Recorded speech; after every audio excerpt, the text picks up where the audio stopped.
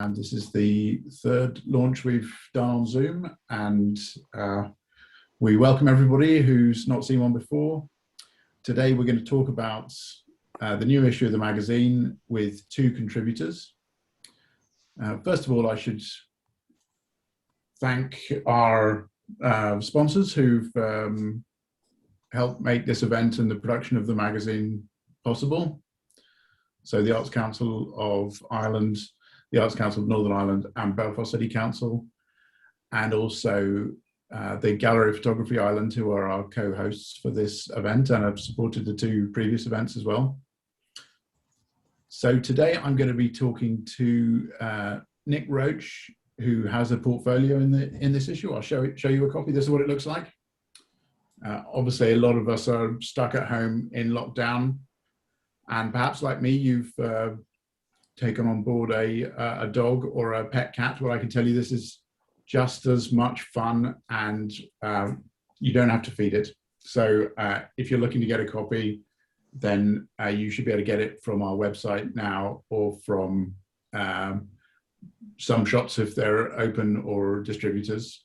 But the theme of the issue is life stories, and this will be something that we're coming up. I'm going to speak to Nik Roche, who has a portfolio in this issue, whose image is on the cover, and Annebella Pollen, who has reviewed a book in this issue. I should also mention a couple of other things that this can effectively be a launch for. We have a column on our website, which is called Flea Market Photobooks, coincidentally, or maybe not, also written by Annebella. And the first 6 of those were published last year, and we're just launching the next 6 editions of Flea Market Photobooks, and we'll be talking about that a bit later as well. And I can also mention the Writers' Prize. So with this, last year, we launched our first Writers' Prize. We wanted to encourage new contributors and people to write about photography. We had an open call for that. And with this issue, we publish the winner of the Writers' Prize, April Yee, and Josh Allen also has a piece in this issue, and he was one of the runners-up. And on our website, we will be publishing the other shortlisted entries for the Writers' Prize, and they're all excellent and very different. So have a look at our website to see over the next few weeks both the new Flea Market Photobooks columns and the Writers' Prize entries.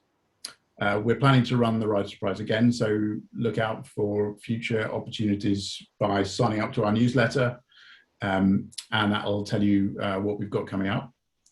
A number of our contributors will be here tonight, and hopefully we'll be able to hear from them later. We'll have some questions at the end. But first of all, I should start by mentioning that we're recording this. So if you miss any of it or you have to leave, you'll be able to have a look at it later. We'll put it on our website. So, and also if you say something, you can hear back your own thoughts at a later date. But first I'm going to talk to Nik. So as I mentioned, this is the magazine, and the portfolio section in the center of the magazine. We have 3 portfolios, and Nik's work features in here. This is what it looks like.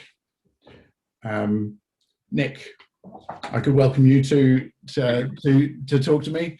So could you tell us a little bit about the work, and then we'll show you, we'll show some of the pictures. Well, the work stems from a slightly earlier body of work. I just did an MA at the University of South Wales, and so this was my final year project. And so I've had a book published, and this was the follow-up. So my book is the Budgie Died Instantly, and this is sort of the prelude or the second chapter of. And so basically, this is more This is more about friendship. It's more about conflict and relationships. It's about people in general. It's all made in my home city, and the relationships I formed in my earlier work. I've sort of gone deeper really in this project, and so it's just an exploration really of people who are somewhat marginalised, I suppose. The theme of the issue is life stories, and in Yes. talking to you about the work, it tallies very closely to the theme of the issue, because a lot of the pictures, even if you're not identifying the people, they do tell a story of somebody's life. Oh, absolutely. And everybody in all of my work, everybody knows each other. All of the people in the work are linked in some way or another. They're not strangers to me or each other. I suppose this project in particular, I met a guy, I sort of gravitate towards people who, if there's somebody that you may not want to approach, I want to approach them, if that makes any sense. So I met a guy in the street who was a little bit agitated, and I stayed with him. He wanted to go into a bar and they wouldn't let him in, so I went in with him. And we sat down, and I promised the landlady that if I sat with him and kept him sort of quiet and he didn't trouble anybody, could he stay? And she said yes, and we stayed. And he turned into the most fascinating character. His name's Tony, and he lived in a cave for 3 years. And from then on, I just became really close with him. And for the last sort of year and a half, I go and spend a lot of time with Tony, and he's in this issue. And we have good fun, you know. He's not like everybody else. He prefers to live outside. He has a house, but just before Christmas, I helped him to set up an Arctic tent in the woods behind his house. He prefers to live there and just use the house for water and electricity. And so we've set up this little camp for him, and he prefers to live there. So we've got really close. And it's all just through random meetings, really. Of I sort of have a sort of initial concept, and then as I meet people, I just allow it to evolve. I'm not sort of rigid in who I meet and where it goes. I just let them sort of take me on a little journey, really. Let's have a look at some of the pictures. Could you explain the origin of the title of the work? So that's Tony again. Tony, I was around his house, and he wanted to go to the shop, so he went downstairs to the garage to ride his bike to the shop, and he went, shit, somebody's stolen my bike. And then he laughed and said, well, it's hard to report the stolen bike stolen. Somebody robbed it from his garage, and he said that he'd borrowed it in the first place, so that's where it originated. So what happened in this when this picture was taken? I met a guy in the street. I was taking a friend who's in the work as well. I was taking her to the shop, and a guy walked around the corner covered in blood, and so I warmed to him instantly, and he's become a really good friend. And I ended up giving him a lift because I didn't think he should be out walking the streets. You know, a couple of people had attacked him. So I gave him a lift, and I ended up spending the rest of the evening with him. But anyway, a bit later in the evening, it all broke out into a massive fight. I didn't want to photograph the fight. I just went and made sure this guy was okay afterwards. And this is the one and only picture I made that evening. And he just looked up, and I think his face said everything really that needed to be said. Yeah. It's strange that it sort of obviously depicts a situation that was quite violent, but it's quite a tranquil. It's quite gentle. I know. I often look for just quiet moments, really, in the calm in the chaos. I think it's too easy to photograph the incident or the chaos itself. It's a lot more interesting to photograph, the missing bit. Having said that, this this picture is quite an active one. Well, they tucked me up completely. They asked me to give them a lift to the shop. What I didn't know is they'd taken 28 Valium between them. And I gave them a lift to the co-op, and they just came back with 17 or 18 steaks. I didn't ask if they paid for them or not, but on my van is sign written. When I'm not photographing, I run a landscaping business, and so my name and phone numbers on the side of my van. And they both jump in with 17 steaks and just tell me to drive quickly. So you became a sort of... Well, we had to take a photograph first before we left. So is it sort of by accident that these encounters happen, or what's the kind of process by which you're taking pictures? Are you... I spend a lot of time with people. A lot of time. Sometimes I go months and months without making pictures, but I'm always with the people I'm making pictures with. You sort of have to earn that trust, I think. You have to really know something about somebody. I don't want to go in. You see the surface.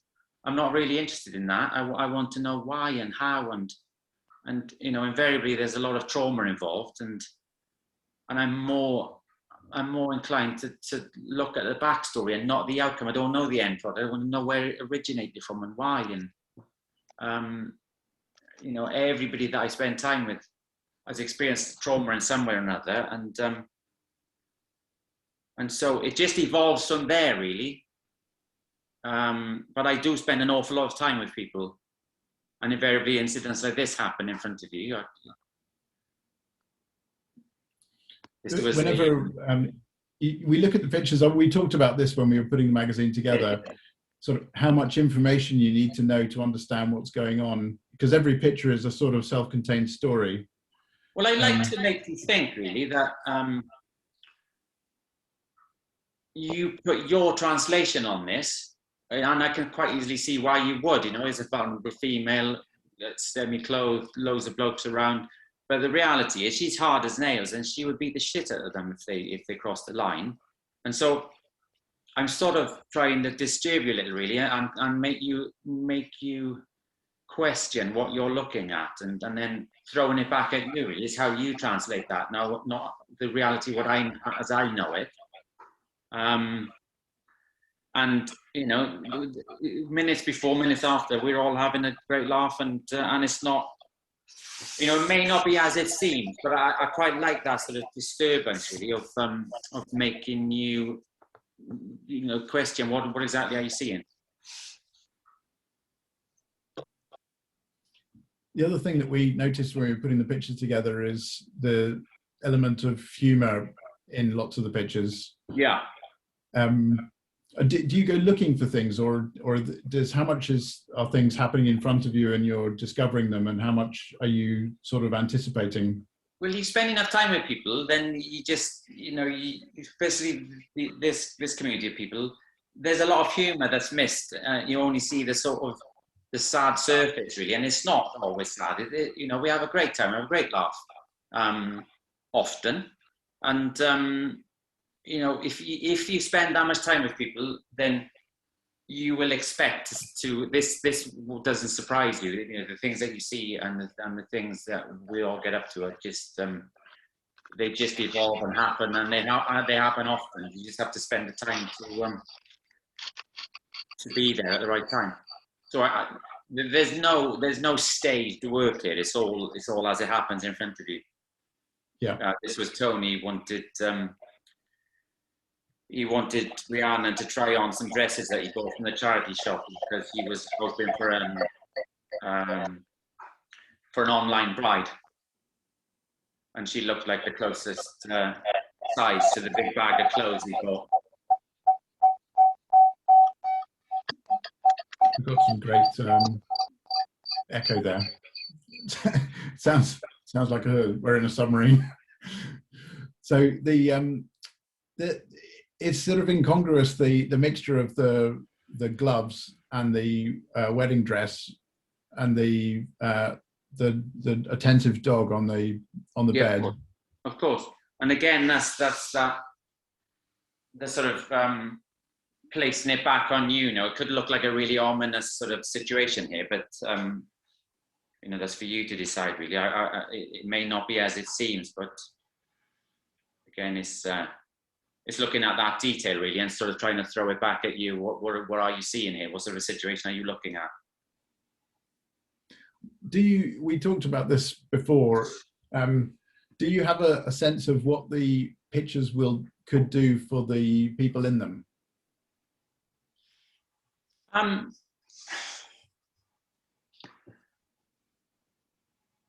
Lots of people just don't give enough time to people like Tony. You know, he's a really vulnerable person, and even his own friends. You know, I was with him last week, and bless him, he got drunk and fell asleep, and when he woke up, his own friends had robbed his money off him, and that was the only money he had for the last couple of weeks. And I don't really. It's not for me to say what I can do or what you can do. It's just, you know, all I can do is hope that you one looks at them and maybe just stops to think and gives somebody a bit more time than they generally would. You talked about showing the pictures to the people as you go along through the process. Oh, always, yeah, always. Everything's up front. There's no, you know, I arrived with the camera and I'm always with the camera, so they know me as, you know, as Nik with the camera. So there's no, the difficulty when you photograph people is there's always going to be some sort of playing up for the camera, I suppose, some sort of theatre. And so the longer you spend with people, the more you get to know them, the more you get a chance to photograph them for who they really are. You know, and Tony's got a heart of gold. He's a lovely person. And, you know, he can be really loud. And if you saw him on the street, you'd think he was just, you know, a typical sort of street drunk. But when you really spend time with him, you know, you strip all of that back and you see the humanity in there. This is a very sort of somber picture. Well, that's how I read it anyway, with this sort of black silhouettes, the black curtain. It's really difficult to capture it, Tony, because he's really loud and in your face. So you really have to wait for those quiet moments because they don't often happen. He was a Jehovah's Witness for 8 years. And he struggles with alcoholism and things, but he's, yeah, just give him time, give him plenty of time. He's a really lovely guy. And do you learn something about the pictures from the way that your subjects are talking about them or responding to them themselves? Do I learn something from the pictures or the people? The people. If you show Tony his pictures, what does he say about them? To be honest, they're neither one thing or the other. You know, their main aim is to sort of allow me to capture a sense of community and a sense of humour, and you know, their closeness and their friendship, and they're not the things that lots of people may consider about them. You know, so it's not about the pictures really. It's about what it feels like to be in there with them and be their friend and be regarded as their friend is more important, really. Do you have a sense of what you want the pictures to do? No, never. Apart from the things I've just said, you know, about wanting to show this sort of more gentle, calm side, and I think it's really easy to go in and take pictures of chaos and people in some sort of trouble with drug misuse or whatever, but it's a lot. You just have to be more thoughtful, I think, and just give the images more time and space to sort of speak. And I don't have an expectation when I go there. I never know what to expect ever, and I don't even know where I'm going. Sometimes I just go and I just go with them and just do whatever is happening at that time. I don't have any plan beforehand. I don't go to make images. I don't go, you know, it's their story, and it's all I'm doing is just spending the time there to be part of it. Well, just have a look at that there. So, well, it's great to look at. It was great to receive the pictures because the pictures have so much going on in them, and yeah. Of all the pictures that you showed us, as we were talking about before we came on, it was you came and saw John at a portfolio review, I think. I did, yeah. We met, must have been a year ago, when Budgie was coming out, and he asked me to keep in touch, and then we did, and here we are. Yeah. So it really does work. Yeah. Well, it was a delight to look over the pictures because there were so many that we could have included in the space that we had in the magazine. Thank you. And one of the things that I suppose struck me in laying out the portfolio was also the fact we didn't use captions and the way you'd used bits of text in the book. So it's like how much do you want to lead the? No, I use a lot of text in my work because I think when the subject matter is can appear to be quite dark, the humour is missing, and it's really difficult. I find it difficult to capture the humour. So so I use text. I often use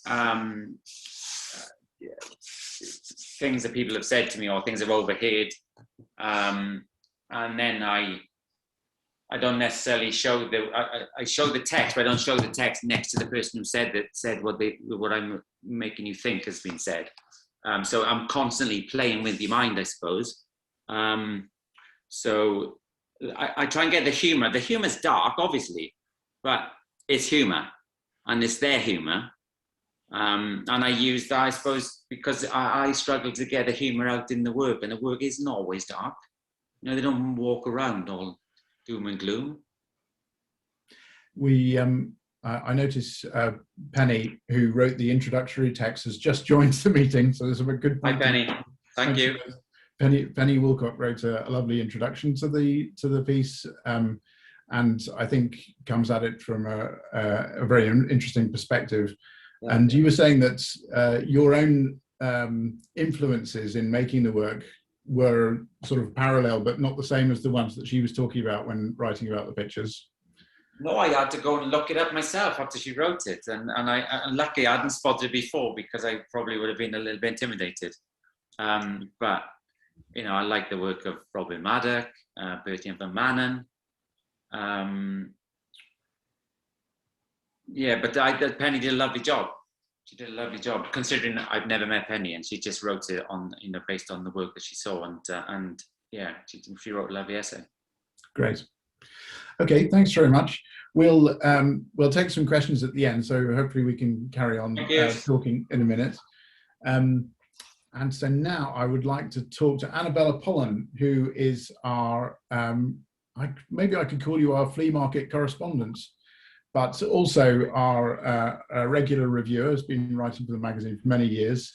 And Bella, you often write about what should we call it? Vernacular photography. And in this case, you're reviewing a book, which I have a copy of here somewhere, called Good Pictures. Can you tell us a bit about the book?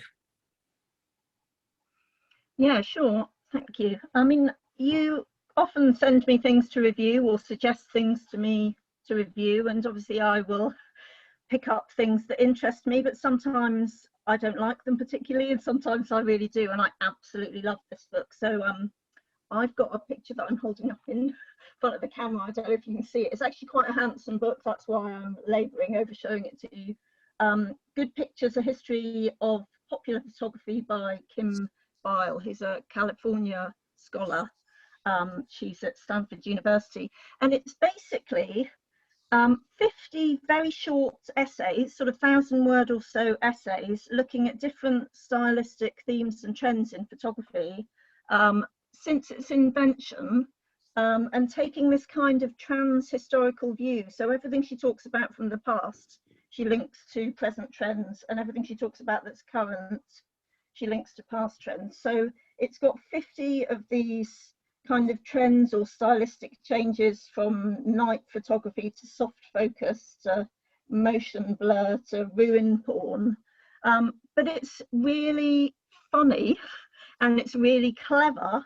And one of the things that she does that I particularly liked is that she looks at advice guides and advice manuals, sort of how-to guides, and she looks at how different kind of stylistic trends are advised and advised against at different periods in time. And she looks at how one era's stylistic trend that comes highly recommended will be dismissed in another era and then will rise again in yet another one.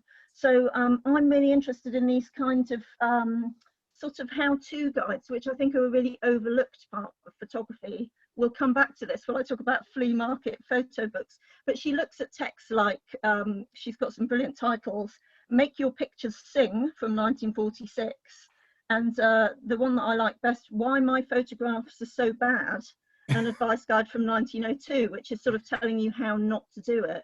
And that's one of the things that I particularly liked about this book. It's sort of, it plays around and with these kinds of these matters of taste and looks at how things fall in and out of favour over time. In the coverage that we give to vernacular photography and whatever that encompasses, there's a mixture of books that are made of pictures, which are roughly along the lines of the pictures, the vernacular pictures are just as good as the professional stuff. So there was a big catalogue that was recently done by the Walter Collection. And then there's the other category is the practice of doing amateur photography. And I suppose this book sort of comes in this category where really the question of what the pictures are like is not so important. Is that a fair summary? Yeah, I mean, in a way, they're all advising people on making photographs that should look a particular way and have a certain kind of technical competence, I suppose. So the image does matter, but the image is not so much what's being discussed here, it's the advice that's being given and how taste is being shaped. So the title of the book being Good Pictures, every one of those advice guides, including the Kodak one that there's an opening image of, sort of promises to tell you how to do it, how to make good pictures, a book for the amateur photographer. This was a Kodak advice guide that ran through loads and loads of editions in the 20th century. They all promise to tell you the right way to do it, as if there is one right way. But of course, things fall in and out of fashion, our tastes change over time, taste change, technology changes. And so I think taking those advice guides seriously is to me really interesting because you know, charity shops and junk shops and flea markets are full of these advice guides that seem really redundant once the technology's changed. They also seem quite embarrassing, I think, to some people because if you know, that side of amateur photography, that sort of here's how you do it and here's 10 hints and tips, is often looked at as sort of being a bit kind of I don't know, a bit try hard or a bit sort of embarrassing. I think some of the art discourse around photography is, you know, you don't need telling, you just kind of have it in you. It's not something you need to kind of be taught. And these guys, you know, they promise to tell you how to do it. And I like the fact that when they go out of time and out of style, when they become outmoded, you can read them back against sort of, you know, how tastes have changed.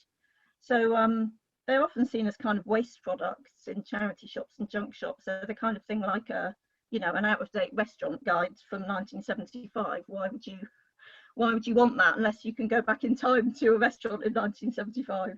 But an out-of-date advice guide tells you about, you know, what was thought to be good and bad at the time. Yeah, so have a look at some of these. Having a look at some of these. So this, you picked out 12 most common camera errors. Yeah, this was one of the spreads that's included in the book, and I really like this one because it really resonated with me. When I was doing my PhD, which was all about sort of amateur photography, ordinary people's photography, I was looking at one particular collection of 55,000 photographs. They were all taken on one day in 1987 for a charity fundraising project. And that was the era when if you took your photographs to be processed by Boots the chemist, they used to stick a sticker on it if they thought it was not good quality enough. They had a range of these kind of advice stickers that they would stick on the print, and they'd give you advice about what they thought you'd done wrong. So if it was too blurred, or if it was too dark, or if it was overexposed, or so on. I was really outraged by these stickers. I thought they were moral judgments, but at the same time I was really fascinated by them because they, you know, made explicit and a set of rules that often aren't spelled out. So the 12 most common camera errors that you might see in a spread like this, might include things like getting too close to the subject, or you know, taking a blurred photograph, or one that's sort of taken at a wonky angle. And so in this particular period, all of those things are wrong and should be avoided. But as we know, in a later period, those same things come to stand in for authenticity and spontaneity. And so, you know, they can mean something about getting close to your subject, or being passionate about the thing that you're candidly capturing. So I like to see these kind of rule guides, because they show you rules that have gone on to be broken later. So these so I chose drone photography. this spread, yeah, I mean, towards the end of the book, it goes right up to the present day, and it's 50 shades, as I was nappily going to call my article. And in the back of in the last chapters in the book, things like food photography as a new sort of genre, or new popular genre, digital filters, ruin porn I mentioned, desaturation, and drone photography. These kinds of sort of new and emerging trends are discussed. But one of the things that I like about the book is they're always put into historical perspective. So this really resonated with the approach that I've taken in the Flea Market Photobook series. So for example, I look at a cookery book from the 1950s, and I think it's really interesting when you think about contemporary food photography, people taking photographs of their dinner on their iPhones, and put that into a much longer history of food photographic practices. And similarly with drone photography, of course, you know, aerial photography has got a much longer history. So if you think about these things across time and how the meanings of them have changed and what people want from them has changed, I think that's a really interesting way of sort of looking across time and space. And she does it very cleverly, the author. She wears her knowledge very lightly, so you can read these kind of bite-sized pieces and get these deep dives into singular areas. It's very cleverly done.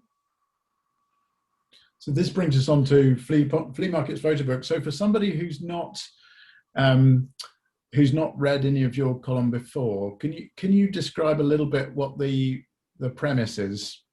I mean, we've actually talked about this ourselves a few times, because we're kind of finding out what counts as a proper flea market photo book as we go along, because in some ways they are what people mean when they say a photo book, but in some ways they're not. And for this, for example, is an old academic book. Yeah, so the invitation to write a column based on these kinds of materials came from you originally, and I was really grateful to be offered that opportunity, Richard, because I have been collecting sort of photographic publications that are maybe a bit odd, or a bit curious for some time. Well, probably for, you know, most of my adult life, really. Just things that kind of catch my eye, and I hadn't really thought of them as being a particular category of book until you gave me this invitation, and I started to sort of frame what I thought I wanted to write about in relation to the chance encounters that I've had with photographic publications through charity shop bookshelves and going around flea markets, which I do all the time. My partner is a house clearance dealer and a second-hand trader, so most weekends I'm going around car boot sales and junk shops and things. And I suppose for me, I'm interested in mass-produced books that are photographically illustrated that maybe don't get given academic attention or aesthetic attention. And when I was doing my PhD 10 years ago or more now, I was doing it about this particular photographic collection, which resulted in a book, and it was called One Day for Life. This was a photographic book of ordinary people's photographs taken from this photographic competition. Now that is a staple of second-hand bookshops and charity shops everywhere. You can buy copies for a penny on Amazon. And it was in 1987, it was the single best-selling photography book of that year. And for a long time, it claimed to be the best-selling photography book in Britain of all time. And yet nobody, no academic had thought it was worth looking at. And certainly none of those glossy photo books that appraise the kind of best of the form would consider it, because it's not sort of aesthetically innovative. It's not like a sort of forgotten design history gem. It's, you know, one of the sort of functional kind of photography books that populates every junk shop in the land. So I suppose I'm interested in things that are sort of on the margins. They are quite different, the books that I've selected. Some of them are specifically books about photography, but some of them are photographically illustrated books where the photography is never discussed. You're not sort of meant to look at them as photographs, you're just meant to look through them at the images that they depict. So it's basically a miscellany of the kinds of chance encounters that you might stumble across on a mixed shelf marked photography in the Oxfam bookshop, and they've all been bought for a few pennies, and a few of them are yours as well. Yeah. And you know, they're not sort of special really, but they're interesting because they're a bit forgotten and unloved. So what did you find in the uses of air photography? The uses of air photography takes me back to that that drone photography image that I was showing from the book Good Pictures. There's long been a market for aerial photography books because aerial photography is seen to be quite beautiful. It seems to make patterns out of every surface. There was a Earth from Above. There was a photographic book that sold 3 million copies. It was produced in 1999, which was exclusively aerial photography. And so I was aware of that kind of culture of glossy coffee table books. This is quite a different kind of book. This is from 1966, and it was an academic study of how aerial photography might be used in a range of different academic disciplines, how it might be used for archaeology and for geology and for map making, and also for other practical applications, including things like the management of wildlife and acts of colonial administration as well, sort of the management of property. And one of the things that really struck me as interesting about this is it's full of specialists in 1966 giving their perspectives on what they think aerial photography will be useful for, or air photography as they call it. And they've all got all these ideas of how it might be useful, but they're all sort of tongue-tied about its real utility because they're not quite sure, and they all end up saying that it looks nice, which seems to me a rather sort of pathetic outcome from this academic study. So for example, the image that I'm showing you there is part of a discussion in the book about how, if you're wanting to track large bodies of wildlife, you might use aerial photography as a technique. And yet the people who discuss how this might be used immediately have to move on to the problems, because using aerial photography in lots of ways is problematic, but especially for counting large numbers of wild animals. So there's a discussion in the book about an aerial photograph of wild geese, for example, and they got various different ornithologists to look at these aerial photographs and to count the wild geese in the picture. And the outcomes were anywhere between 3,000 geese depicted and 28,000 geese depicted. Basically, it was a useless bit of information, and they had to do it with a magnifying glass and pricking off the geese with a pin, every little dot for a goose. So, you know, in 1966, the uses of aerial photography, according to this book, are quite limited, but they all agree that the pictures look nice.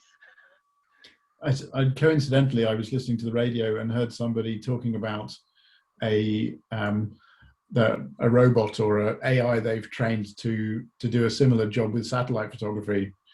So I've sort of gone full circle now, and maybe these pictures exist mostly for aesthetic purposes now. Yeah, because, or maybe the machine reading technology to read them exists, but yeah, it was interesting that they all ended up just being sort of purely aesthetic, and people were saying, oh, they just, you know, they make this God's eye view of the world. They neaten up, especially in relation to sort of cities and urban settings. They remove all the ugly bits you can't see from a distance. Somebody says, you know, it removes all the street furniture and the pylons and all the kind of cars and the people, just makes these lovely shapes. So you mentioned that I selected some pictures, and so I should confess straight away that I am responsible for Amber Star, adding Amber Star to your pile. So this is unashamedly aesthetic in its production, and Yeah. it's a drama photo novel, you might say. Could you describe what it's like? It's a space opera, I suppose, a sort of soap opera set in space.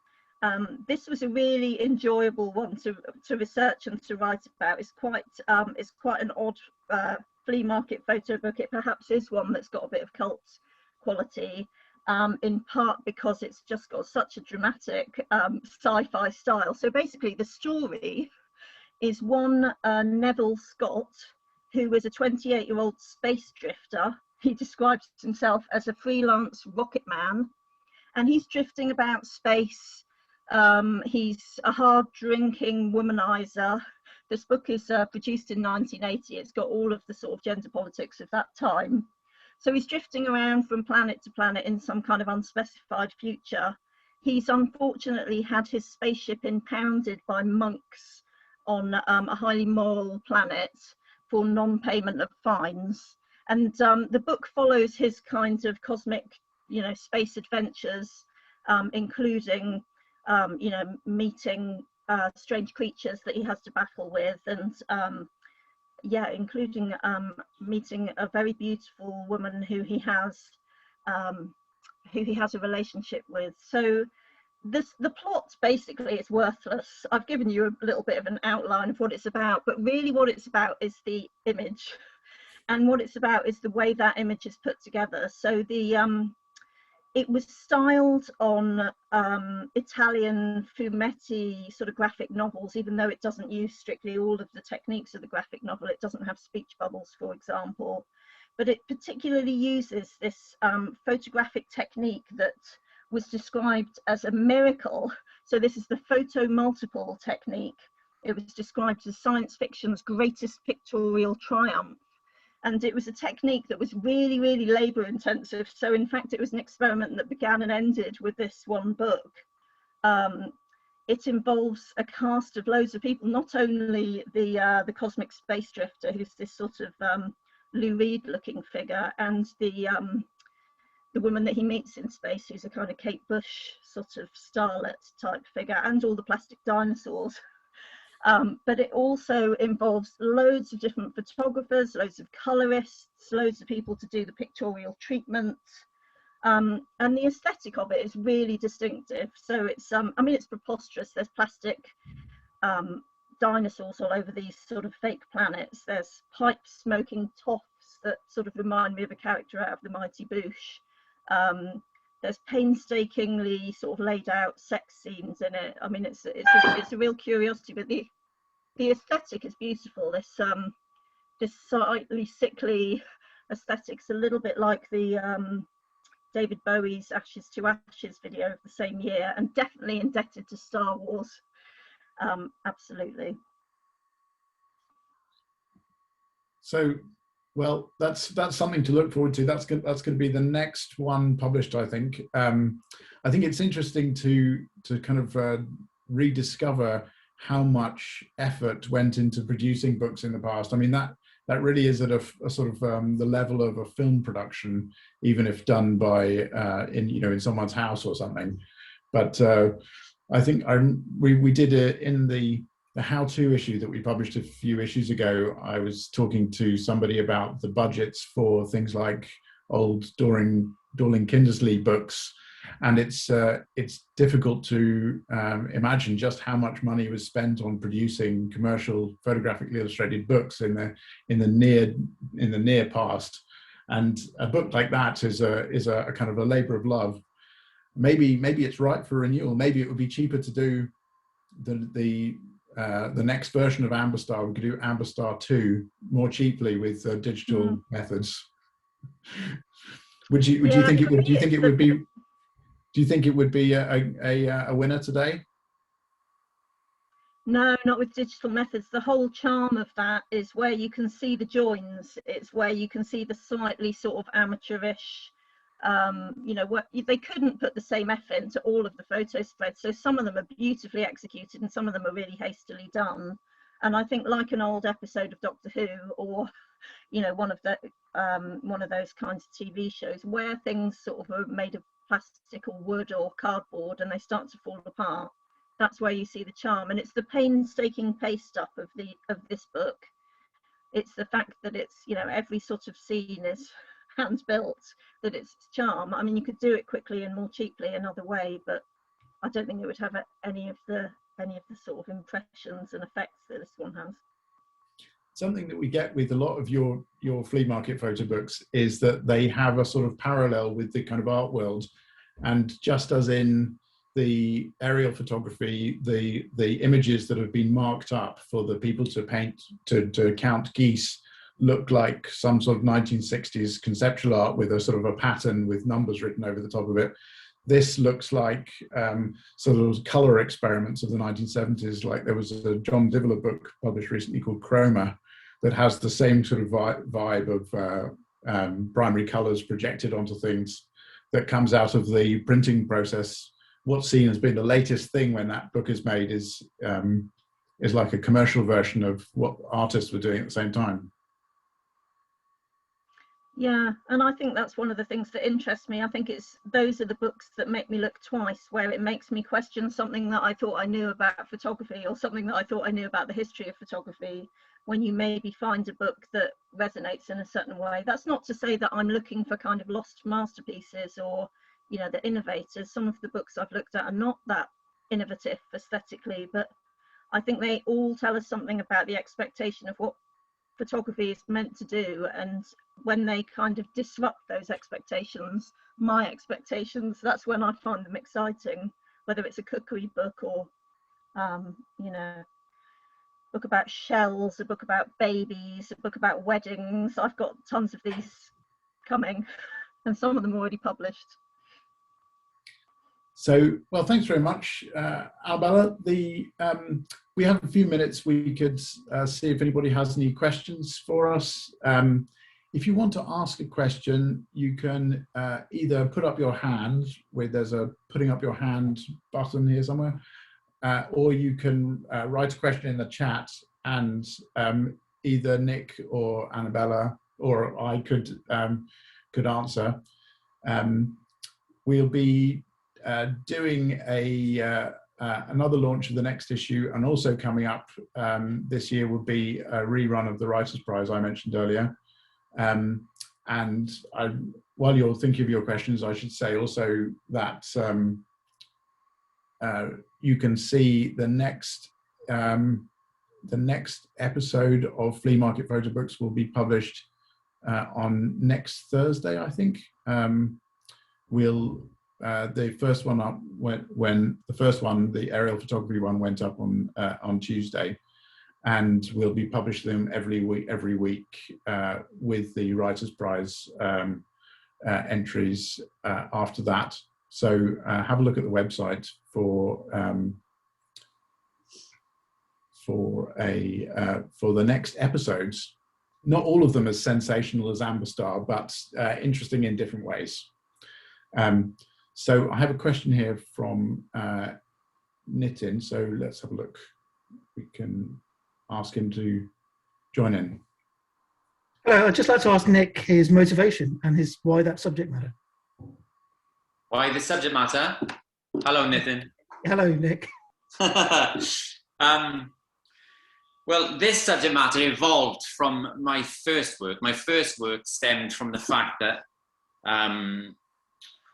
a close family member went to prison when I was a teenager, and so I spent the latter part of my teenage years going to visit at maximum security prison. I had to miss PE every other Wednesday. I was gutted. I liked PE. So I had to go to Portland Bill maximum security prison every other week, and so my project. The motivation for the initial project was that I went looking for people that had experienced similar, or families that had gone through the similar experience of a family member or a close friend or a loved one, and the institutionalization, sort of severing families or maintaining families, and I was exploring that what makes that, what my family fell apart through it, and other people's don't. And so I went exploring that question that I had had for years and years and years since I was a kid. And so I went looking for people who had been in prison, basically, and continued to go in a cycle of prison and out and prison and out. And so this work has just evolved from that. So all of my work initially was meeting people that had spent considerable time inside, and then this new project is just people who they've all been in prison, but it's not necessarily about that anymore. It's just about just going deeper about I suppose their traumatic past or whatever, or so it's an evolution of where it stemmed from and where I am now. So everybody that I meet and everybody that I'm friends with has been to jail and spent an awful lot of time in prison, but it's not necessarily any longer about that aspect of it. Okay, thank you. That's great. The work's terrific, by the way, always. Thank you very much.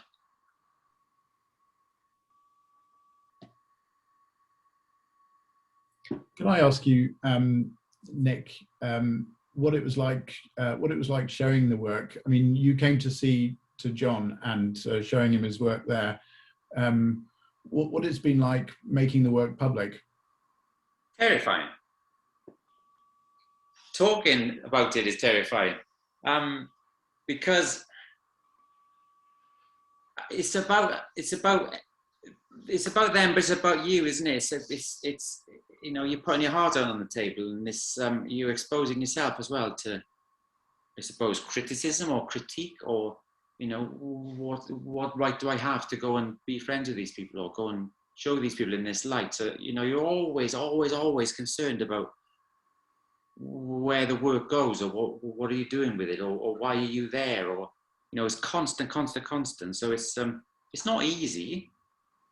But I just think it's a subject that's close to all of us. It's not about where I live, it's about where we all live.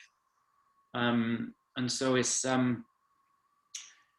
I just think it's questions that need to be asked, really, about, you know, how we treat people in general.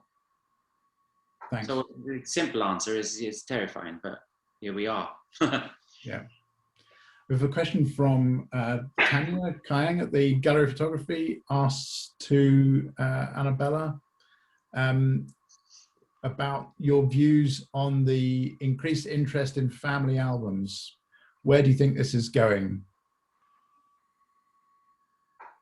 Well, that's a really interesting question. I'm not sure I can answer where it's going, but I note that increased interest, and really a long-standing interest as well, because actually it was my first formal entry into the formal study of the history of photography was through those kinds of anonymous family photographs that I think are what you're mentioning, those sorts of those orphaned family photographs that turn up at car boot sales and things like that.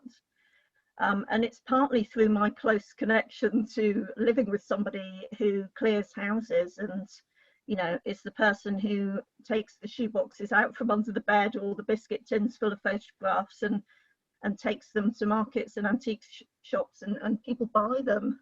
And I was, you know, sort of moved and upset by noticing that for the first time, perhaps kind of 20 or more years ago when I first started writing about that. I felt a sense of social discontinuity in the fact that people's most precious possessions were being lost and abandoned. And I was interested in, you know, why artists and other people would take up these orphan photographs and kind of imagine histories for them.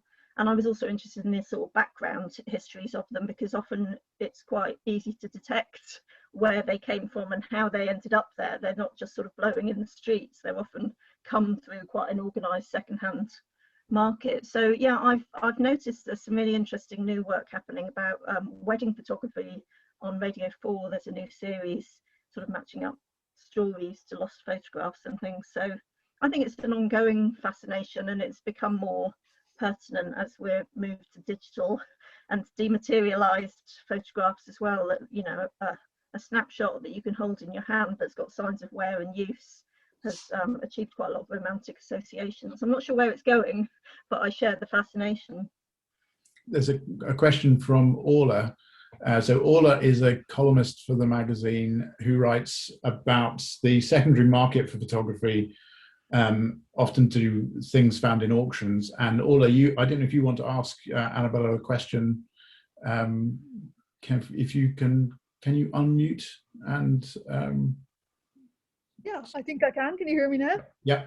Yeah, I just wondered. Hi. Annabelle thought about the recent trend for colorization of vernacular photos. You see a lot of it online now. There was a very popular book here at Christmas, sold very well, but there's a backlash against it. And I'm wondering, in the context of the book that you reviewed, do you view it as another phase in color photography? Do you know the type of thing I'm talking? Yeah, that's really, I do. I absolutely do. And the people who are in favour of it talk about how it brings history to life, and because it kind of restores skin tones to, you know, black and white images, it seems to add a new layer of interest and personality and humanity to photographs. Those who are against it, as I'm sure you know, are so viciously against it. They see it as historical fakery and inauthenticity and, you know, complete disregard for the historical origins of the form. I'm really, really torn on this. I've been watching these debates unfold, but I think, you know, if it engages people in thinking about photographs, I'm all for that public history, public engagement aspect of, you know, thinking about the past. I don't think the past only belongs to historians. I think in the same way that there's sort of these moral debates about costume drama, and some specialists will be up in arms about some detail of a garment or a weapon that was anachronistic and incorrect, and then other people will say, oh, I just really enjoyed being immersed in that entertaining space, and it maybe made me think about a period of time that I'd never thought about before. I'd probably come out on the side of the kind of popular taste rather than the strict you know, historian's view, and that will probably mean I'm going to get ruined online. But yeah, I prefer the sort of public engagement and, you know, the way that it maybe creates new audiences for photographs. Well, even if people complain about it, it's not going to stop, is it? It's probably just it is a trend as well. I was very much in the historical camp. I still am, historical correctness and that, but I do have a sort of slight inclination that I might be being a bit snobby about it. So it's hard to, yeah, you know, it's very popular. So it's one to watch. Yeah. Thanks. Yeah. I have a question for Nick from Jamie. I don't know, Jamie, if you want to, would you like to ask Nick, or shall I ask if you could unmute yourself? Yeah. Can you hear me? Yeah. Hi Nick, yeah, I really love your work. It's incredibly intimate, and so yeah, my question was, I'll just read out what I've written here. Your photos are an incredible window into a world I feel far removed from mine. Yeah, and very, very intimate. How did the subjects and characters in your photographs feel about you photographing them, and do you take measures to seem less intrusive? Particularly the shot in the street with the lady's pants halfway down, and there was quite a lot going on there, and I don't know, to me it seems like quite an aggressive scene, and perhaps particularly the one with after the fight as well. And how do the characters respond to you photographing them, and do you take measures to seem less intrusive? Well, sometimes I may have said it earlier, sometimes I can go months and months, I'll spend time with them and not make any pictures at all. The sort of work that I do, it only comes from spending an awful lot of time with people. So they already know I'm there initially with the camera. That's how I met them, with the camera. And I've met them through other people all the way through. You know, there's new people come into the group and other people leave the group. But I'm always introduced as Nick, being Nick the photographer. And I never, ever, ever make a picture without anybody's consent. I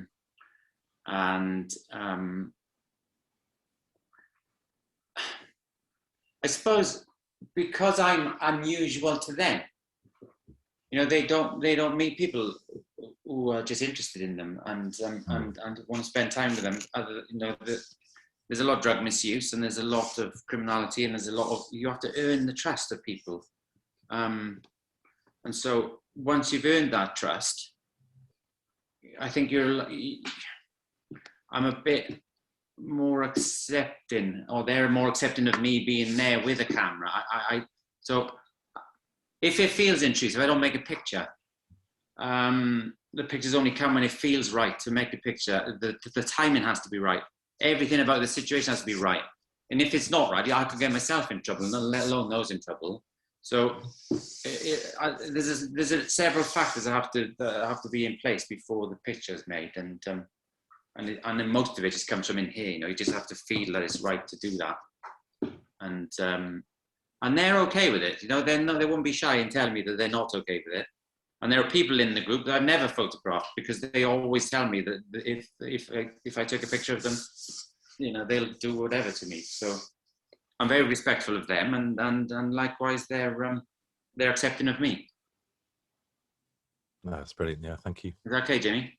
Yeah, no, that's great. Thank you. A question for Bella. I think maybe if we have one more question and then we'll wrap up. So Cormac had a question. I don't know whether, Cormac, if you'd like to ask this. I don't know whether you can see it there, Bella. Well, I was just thinking that now everyone has a camera on their phone. Does that have an effect on the sort of value of what you can see in these kind of everyday mass photos? Yeah, good question. It's interesting, actually, what I was talking about in relation to that book that I reviewed for Source, because in looking at the sort of historical view, it was always the ambition of photography companies like Kodak that everyone would have a camera with them at all times and would be able to take loads of photographs. Obviously, they were thinking about the money that they could make out of the film and out of the processing, but now everyone does have a camera on them at all times. But interestingly, that it's created a lot of cultural anxiety about there being too many photographs in the world, and there's a lot of worry that we're sort of drowning in a flood of photographs. And you probably know that there's been this turn back to analog photography by some people as a way of kind of representing a photography that maybe represents a kind of slowness and shows a more thoughtful approach to photography, so the thinking goes. I mean, when I was looking at photography in the 70s and 80s, the sort of print snapshots, those photographs, typically somebody in the 70s and 80s might take 2 rolls of film a year, and they might have 24 or 36 images, sometimes 12 actually, on a film. And they just take high days, holidays, and a few pictures of the cat to kind of finish off the roll of film. So yeah, obviously things have changed dramatically. Everyone has a camera, everything gets photographed, but I think it just, it becomes more fascinating because all of those anxieties about popular photography and all the masses taking photographs have just become exacerbated. So I'm interested in the kind of debates around it as much as I'm interested in the images themselves. It's probably too complex a question for me to answer in the 1 minute or so that I've got remaining, but yeah, it's something that I think about all the time. We have another question from Dennis. It's a bit longer to read, but I think the gist of it is about the difference between looking at images on screens, which is a sort of another aspect of what you're talking about. Yeah, exactly. The sort of loss of the tactile, and those people who are turning to film photography and print production, and they're very interested in that tactile quality, and people feel that's lost. But of course, we do hold our cameras in our hand, and we manipulate the screens with our fingers, and we even operate our cursors to show a kind of hand-shaped icon. So there's still sort of touch, but perhaps not in the same way, not in the touch of paper and emulsion and all of those different kinds of finishes. But yeah, I think it's really interesting that those anxieties about touch and loss of touch have caused some people to kind of turn away from these amazing means that we have at our fingertips, and to go back to a different kind of more awkward, more slow and more expensive photography. Great. Well, thank you very much. it's been fascinating talking to you, and it's very nice. The process of doing the magazine, like doing an exhibition, is often a sort of remote one. So it's always a pleasure to sit down at the end of it all and launch the magazine and talk to contributors in person. And thank you everybody for coming along this evening. We're hard at work at the next issue. Thank you to everybody who's contributed, and please unmute, and if you'd like to show your appreciation for Bella and Nik for their contribution to this issue. I'm going to give myself a little clap here. And look out for the next portfolio review. If you'd like to show us your work as Nik did, get in touch with me if you'd like to write for the magazine, or have a look out for our next Writers' Prize, and buy the magazine. It's, as I said, it will chew your furniture less than a dog, and will remain quietly on the shelf more than a cat, and contains a long and thoughtful introduction of discussion of lots of fascinating aspects of the things that we've been talking about this evening. And we look forward to seeing you at the next launch. But until then, enjoy your spring.